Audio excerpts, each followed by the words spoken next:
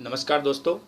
आज के लेक्चर में मैं आपको जो टॉपिक लेके आया हूँ, जैसे कि आपको मालूम है, मैं कंटिन्यू डेली बेसिस पर कॉस्ट अकाउंट से रिलेटेड कुछ टॉपिक्स लेकर आता रहा हूँ। और आज भी कॉस्ट अकाउंट से रिलेटेड जो टॉपिक लेके आया हूँ और उस टॉपिक का नाम है labour cost accounting.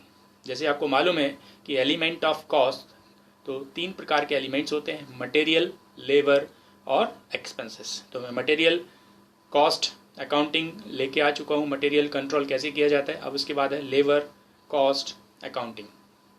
It means material control और लेबर कंट्रोल में जो बेसिक डिफरेंस होता है, वो सबसे बड़ा डिफरेंस है कि मटेरियल तो निर्जीव होता है, इसको आप बाद में भी यूज़ कर सकते हैं, लेकिन लेबर का उपयोग अगर आज आपने नहीं किया या बेकार चली जाती है तो उसका उपयोग आप नेक्स्ट या नियर फ्यूचर में नहीं कर सकते। तो लेबर जो होती है उत्पादन का एक सजीव और सजग एलिमेंट्स होता है जिसको आप यूज़ कर रहे होते हैं। और लेबर के आधार पर आप रॉ मटेरियल की कॉस्ट को, इट मीन्स लेबर ही एक ऐसा एलिमेंट है जिससे raw material converted into finished goods, इन कच्ची सामग्री को आप तैयार माल में बदलना चाहते हैं तो आपको लेबर एलिमेंट्स, लेबर तत्व का उपयोग करना होता है। इसमें उसका कंट्रोलिंग करना भी ज़रूरी होता है। कंट्रोल ऑफ लेबर का जो व्यवस्था होती है, मैनेजमेंट होता है, पूरी तरह से हमारे जो लेबर्स होते हैं उनको एफिशिएंट बनाती है, कुशल बनाती है। अगर पर्टिकुलर हम प्रोडक्शन की बात करें तो प्रोडक्शन क्वालिटीज़ को इम्प्रूव करने के लिए भी लेबर की ज़रूरत होती है। और अगर हम पर यूनिट लेबर कॉस्ट को कम कर दिया जाए तो उसके लिए भी हमें लेबर कॉस्ट कंट्रोल करना ज़रूरी है।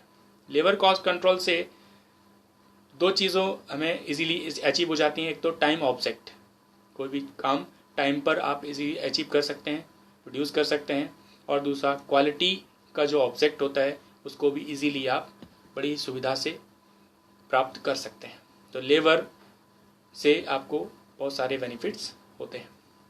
और यहाँ पर विशेष रूप से आपको याद रखना पड़ेगा, यहाँ पर ध्यान देना है कि लेबर कॉस्ट कंट्रोल का मतलब बिल्कुल ये नहीं होता है कि आप लेबर को कम पेमेंट देना चालू कर दें। लेबर कॉस्ट कंट्रोल का ऑब्जेक्ट उत्पादन, जो प्रोडक्शन हो रहा है उसकी पर यूनिट लेबर कॉस्ट को रिड्यूस करना है। मतलब पर यूनिट पर जो लेबर कॉस्ट आ रही है उसको कैसे कंट्रोल किया जाए, ना कि लेबर की जो रेमुनेशंस होता है, पारिश्रमिक होता है, उसकी रेट को कम कर देना। तो उसकी रेट को कम नहीं करना। अगर ऐसा आप करते हैं, यदि हम इंडस्ट्रियल फील्ड में हैं और मैन्युफैक्चरिंग फील्ड में यदि हम ऐसा करते हैं कि उनकी लेबर्स की रेट, उनके रेमुनरेशंस को अगर कंट्रोल करेंगे तो क्या होगा, प्रोडक्शन की क्वालिटी धीरे धीरे गिरती चली जाएगी, क्वालिटी में कमी आ जाएगी। और कहीं ना कहीं स्किल्ड जो वर्कर्स होते हैं, लेबर होते हैं, वो हमारे कारखाने को, फैक्ट्री को क्विट कर जाते हैं, छोड़ के चले जाते हैं। तो कहीं ना कहीं फिर स्किल्ड पर्सन मिलना इतना आसान होता नहीं है। उनको आप फिर से रखेंगे, ट्रेनिंग पर खर्च करते हैं तो ऑटोमेटिकली आपकी कॉस्ट बढ़ना है। इसलिए आपको पर यूनिट लेबर कॉस्ट को रिड्यूस करना है, ना कि लेबर रेट को। इसी प्रकार से हम देखते हैं कि जो भी आइडियल टाइम है, लेबर कंट्रोल कॉस्ट का मतलब होता है जो आइडियल टाइम है, जो समय बेकार जा रहा है, व्यर्थ जा रहा है, उसको कंट्रोल करना है आपको। और हमें अपने लेबर्स की एफिशिएंसी को बढ़ाने के लिए उनको इनकरेज करना है। इस प्रकार से पर यूनिट हमारी जो लेबर कॉस्ट है वो रिड्यूस हो जाती है। तो लेबर कॉस्ट कंट्रोल का ये मीनिंग था।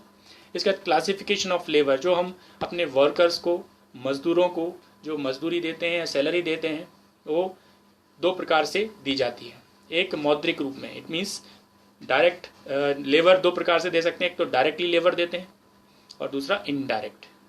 ये डायरेक्ट लेबर जब भी प्रोडक्शन किया जाता है तो इस प्रकार की लेबर होती है, इस प्रकार की वेजेस होती है जो डायरेक्टली प्रोडक्शन से रिलेटेड हो। इट मीन्स इसके बिना प्रोडक्शन संभव नहीं होता है। तो जो डायरेक्टली रिलेटेड होती है उसको हम डायरेक्ट लेबर बोलते हैं। जैसे एग्जांपल के तौर पर अगर ईंट का निर्माण करते हैं तो ईंट का निर्माण करने में, ईंट के भट्टे में जो लेबर लगी होती है वो डायरेक्ट लेबर कहलाती है। इसी प्रकार से रेडीमेड क्लॉथ तैयार करते हैं तो रेडीमेड क्लॉथ तैयार करने के लिए मशीन पर जो लेबर लगी होती है उसको हम डायरेक्ट लेबर, जो उसको लेबर दी जाती है वो डायरेक्ट लेबर कहलाती है। इसी प्रकार से अगर फर्नीचर का बिजनेस आप करते हैं, फर्नीचर का निर्माण आप कराते हैं, तो फर्नीचर में जो भी लेबर बनाने में जो लेबर लगती है, मजदूर लगते हैं, उनको हम जो वेजेस देते हैं वो डायरेक्ट लेबर होती है।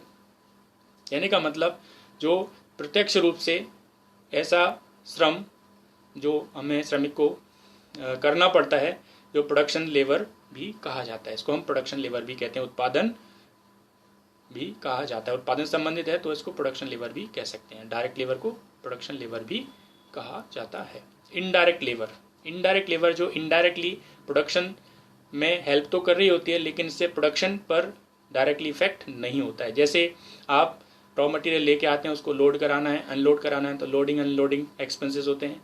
या जो हमारा नीचे क्लास के जो लोग होते हैं जो प्रोडक्शन से या मशीन ऑपरेट नहीं करते हैं, फोरमैन सैलरी होती है। या मैकेनिक होते हैं जो कभी कभी हमारे पास रिपेयर करने आते हैं, तो मैकेनिक्स की सैलरी होती है या बाचमैन की सैलरी होती है। ये सब इनडायरेक्ट लेबर में आ जाते हैं।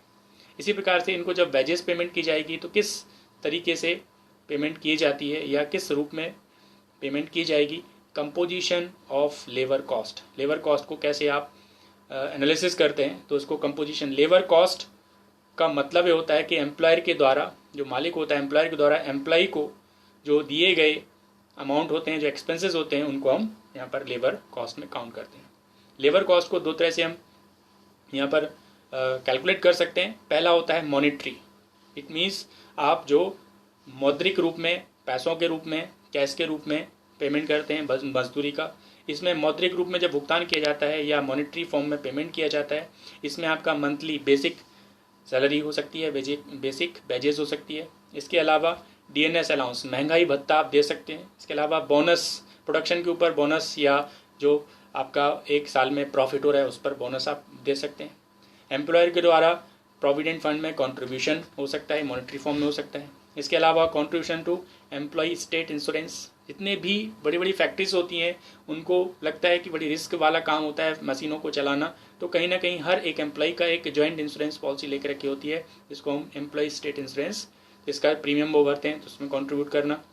ग्रेचुटी, मान लो एक बंदा रिटायर्ड होता है, एम्प्लॉय रिटायर्ड होता है, तो उसको ग्रेचुटी अमाउंट, या बड़ी बड़ी कंपनीज होती है तो आपको पेंशन का भी अमाउंट देते हैं। तो कहीं ना कहीं मॉनेटरी फॉर्म में आपको यहाँ पर जो है लेबर की कॉस्ट यहाँ पर कैलकुलेट की जाती है। लीव सैलरी, कभी कभी आपको छुट्टी ना लेने के बदले भी सैलरी दी जाती है। और कुछ अदर अलाउंसेस होते हैं बड़ी बड़ी सिटीज़ में, तो सिटी में सर्वाइव करने के लिए सिटी अलाउंसेस दिए जाते हैं। आपको मेडिकल ट्रीटमेंट कराना है तो मेडिकल अलाउंसेस दिए जाएंगे। तो ये सब तरह की जो लेबर कॉस्ट होती है वो मॉनेटरी फॉर्म में होती है। इस प्रकार से हम देखते हैं दूसरे तरह की जो हम फॉर्म देखें वो होती है नॉन मॉनेटरी। इट मीन्स गैर मौद्रिक, जो मुद्रा के रूप में नहीं दी जाएगी, बट आपको कुछ ना कुछ फैसिलिटीज़ दी जाती हैं, परक्यूसेट्स दीजिए या सुविधाएं दी जाती हैं। इस प्रकार की सुविधाएं क्या है? इंटरटेनमेंट फैसिलिटीज़ आपको दी जा रही है, मनोरंजन की सुविधाएं दी जा रही हैं, या आपको मेडिकल फैसिलिटीज़ दी जा रही हैं, जो स्वास्थ्य से संबंधित आपको कहीं इलाज कराना है। इसी प्रकार से कैंटीन में खाना वगैरह की सुविधा आपको दी जा रही है, कैंटीन की आपको सुविधा दी जा रही है। इस प्रकार से आपको रहने के लिए मकान दे दिया है तो रेंट फ्री हाउस दे दिया, आपको आवास सुविधाएं दे दी। इसके अलावा एम्प्लॉइज़ के जो चाइल्ड्स होते हैं, बच्चे होते हैं, उनको पढ़ने के लिए शिक्षा से संबंधित सुविधाएं दी जाती हैं। हो सकता है उन बड़ी बड़ी फैक्ट्रीज होती हैं, कंपनीज होती हैं, उनके खुद के स्कूल्स हो रहे हैं, तो उसमें वो आपको फ्री ऑफ कॉस्ट बच्चों की एजुकेशन करवा सकते हैं। तो इस प्रकार की कुछ नॉन मॉनेटरी भी आपको जो पेमेंट की सकते हैं, बेनिफिट्स दे सकते हैं। इस प्रकार से कंपोजिशन ऑफ लेबर कॉस्ट। दोनों में डिफरेंस क्या है? जो हम मटेरियल को कंट्रोल करते हैं और लेबर को कंट्रोल करने में बेसिक डिफरेंस है क्या? तो difference between material control and labour control.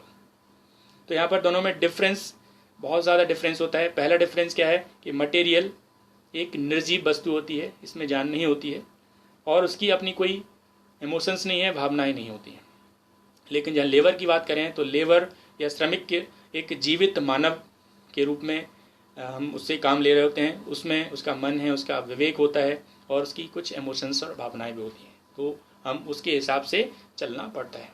Material को हम स्टोर कर सकते हैं, अगर अभी यूज़ नहीं हुआ है तो आगे जाके यूज़ कर सकते हैं, लेकिन लेबर को स्टोर नहीं किया सकता, स्टोरेज नहीं किया सकता, क्योंकि आज अगर जो लेबर व्यर्थ चली जाती है, उसको हम जो समय बेकार चला जाता है, उसको आगे हम उपयोग नहीं कर सकते।